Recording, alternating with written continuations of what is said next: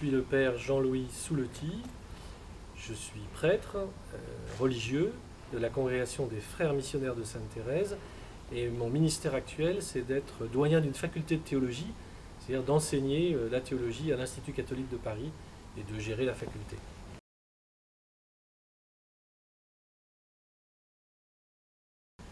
Alors dans chaque synode diocésain ou même dans les synodes romains, des théologiens sont invités à être des collaborateurs. Donc c'est une tâche de collaboration.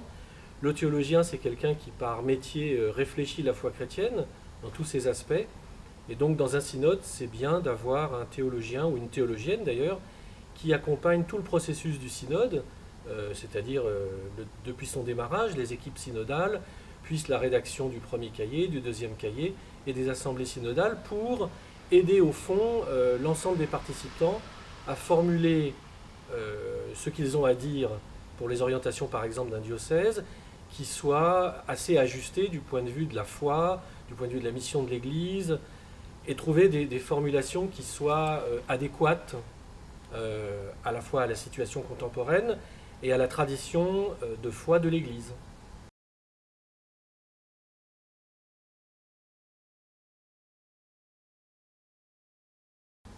Alors synodalité, je pense qu'on commence maintenant à être familier du mot.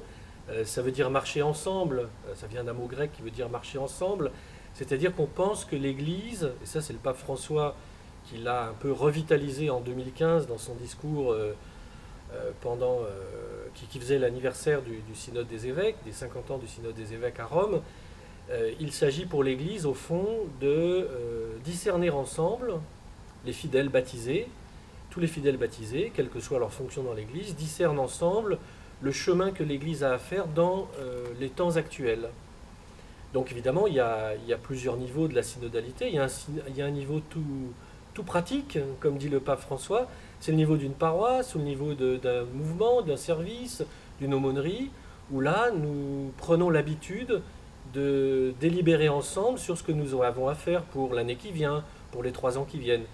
Et puis après, c'est vrai au niveau d'un secteur paroissial, c'est vrai aussi au niveau d'un diocèse, c'est vrai au niveau de plusieurs diocèses, et c'est vrai au niveau de tous les diocèses du monde. Au fond, c'est chercher ensemble, à la lumière de l'Esprit Saint, ce que Dieu veut de nous aujourd'hui. Ce qu'il veut de nous comme Église, pas seulement comme individu, comme fidèle chrétien, mais comme Église. Par exemple, l'Église en Essonne. L'Église en Essonne, dans ce synode, cherche, en écoutant la parole de Dieu et en se rendant disponible à l'Esprit Saint, ce que Dieu veut pour cette Église, pour sa mission, pour sa responsabilité, pour son témoignage. Et ça, il nous faut le faire ensemble, alors que nous avons tous peut-être des idées différentes, des visions différentes, et c'est bien normal que nous ayons une vision pluraliste, mais il faut pouvoir nous mettre ensemble en chemin pour trouver ce que Dieu veut, non pas simplement pour des petits groupes dans le diocèse, mais pour l'ensemble du diocèse. Bien entendu, tout cela est un processus qui prend du temps, et ce qui sera décidé dans le synode se fera évidemment de manière différenciée dans les différents lieux du diocèse, parce que tous les lieux ne sont pas identiques, et dans les différents services, mouvements, paroisses, etc.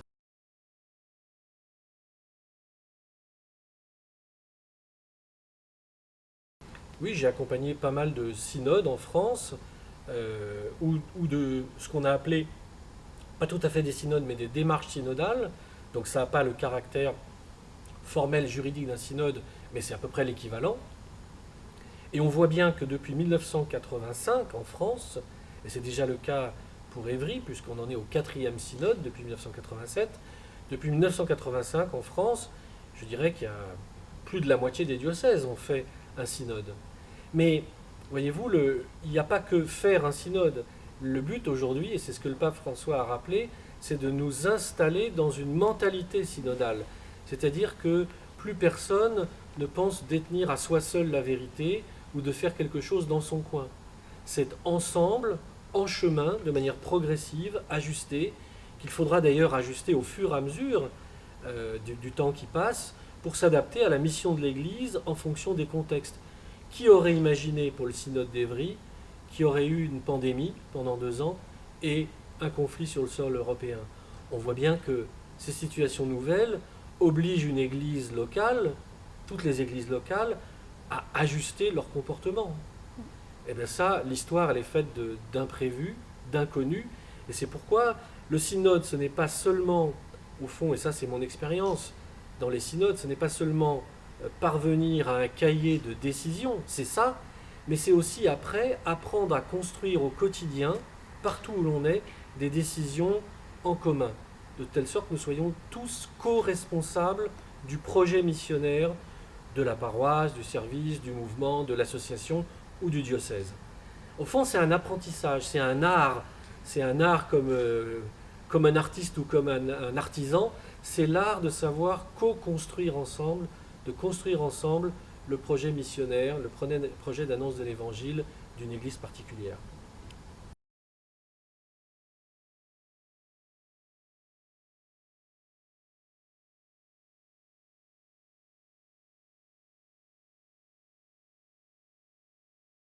Un synode, par définition, c'est un lieu de débat. Tout le monde prend la parole, chaque participant a été élu non pas parce qu'il représentait un groupe, mais parce qu'il est baptisé. Dans un synode, chacun et chacune parle en son nom propre. Bien sûr, il parle avec son enracinement. Il vient d'une paroisse, d'un secteur, d'un territoire, d'une géographie, d'un mouvement, d'un service, que sais-je encore. Mais dans l'assemblée synodale, chaque baptisé ne parle qu'en son nom. C'est-à-dire, il dit, moi, là où je suis aujourd'hui, en écoutant la parole de Dieu et en me mettant à disposition de l'Esprit Saint sur telle et telle question, je pense cela, je vois cela et je peux l'argumenter. Et on peut avoir des avis différents et c'est normal et c'est souhaitable parce que le but est que l'ensemble des avis différents progressivement aillent vers un consensus. Et le but d'un synode, c'est de trouver par les échanges et les débats, par les argumentations, un consensus sur ce que nous allons faire ensemble pour les années qui viennent. De sorte que un synode, c'est très différent d'un parlement ou d'une association. Dans un parlement, on représente des partis politiques. Dans une association, on est militant que pour la cause de l'association. Les pêcheurs à la ligne, c'est pour pêcher à la ligne. Un synode, c'est pas du tout un parlement, c'est pas du tout une délibération d'un conseil d'administration d'une association. C'est des baptisés du diocèse dont nous croyons que l'Esprit Saint peut inspirer chacun pour qu'ils trouvent ensemble, à l'écoute de la parole de Dieu et dans l'appréhension des réalités qu'ils vivent, le chemin du diocèse que nous aurons tous à porter ensemble dans les années qui viennent, évidemment en le faisant évoluer, parce que comme je le disais tout à l'heure, il arrive des événements locaux ou internationaux qui nous obligent à revoir ce que nous avions décidé. Mais c'est très important de se mettre dans l'idée que le débat fait partie du synode parce que chacun parle en son propre nom. Il ne défend pas des intérêts de clan ou de parti, il parle dans la foi, à l'écoute de la parole de Dieu, pour essayer de voir, avec les marges d'erreur qui peuvent exister, essayer de voir avec les autres ce qui est bon pour l'ensemble d'un diocèse, et qui se jouera de manière, encore une fois, très diversifiée, suivant les temps et les lieux. Il est hors de question qu'un synode accouche simplement de vérités qui tombent d'en haut, ou d'institutions qui tombent d'en haut, et qui s'imposeraient de manière uniforme. Un synode est intelligent. Il est intelligent et il est nuancé. Voilà, c'est ça qu'on attend pour la mission d'une Église.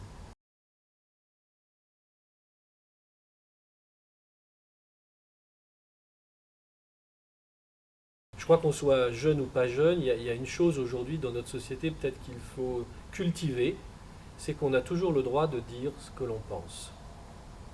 Et d'abord d'en être convaincu. Dans la société et dans l'Église. On a le droit de dire ce que l'on pense, à condition évidemment de pouvoir l'argumenter et d'entendre la contradiction. Mais je pense que l'on soit jeune ou pas jeune, dans la société comme dans l'Église, et on voit bien dans le contexte d'aujourd'hui, c'est assez difficile parfois de convaincre les gens, de dire, mais écoutez, dites ce que vous pensez, nous sommes là pour vous écouter, mais acceptez qu'on ne soit pas forcément d'accord avec vous et qu'on entrera dans un débat. Donc je pense que pour les jeunes comme pour les moins jeunes, c'est d'oser dire à ceux qui ont des responsabilités ou simplement à ceux avec qui on vit, mais écoutez, réunissons-nous pour nous dire ce que nous voulons, ce que nous souhaitons, ce que nous voulons pour une paroisse, ce que nous voulons pour notre groupe de jeunes, ce que nous voulons pour notre association, etc.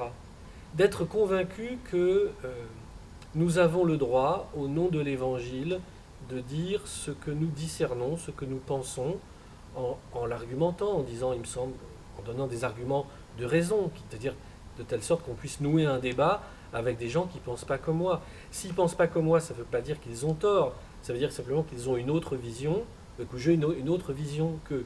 Mais peut-être qu'en échangeant ces visions, nous allons pouvoir trouver quelque chose que nous n'aurions pas trouvé si nous étions restés tout seuls. Donc pour un jeune, c'est d'abord de croire en soi, de croire qu'on a la capacité de dire les choses que l'on comprend, que l'on voit et que l'on peut analyser, et de le dire à quiconque. D'y croire vraiment.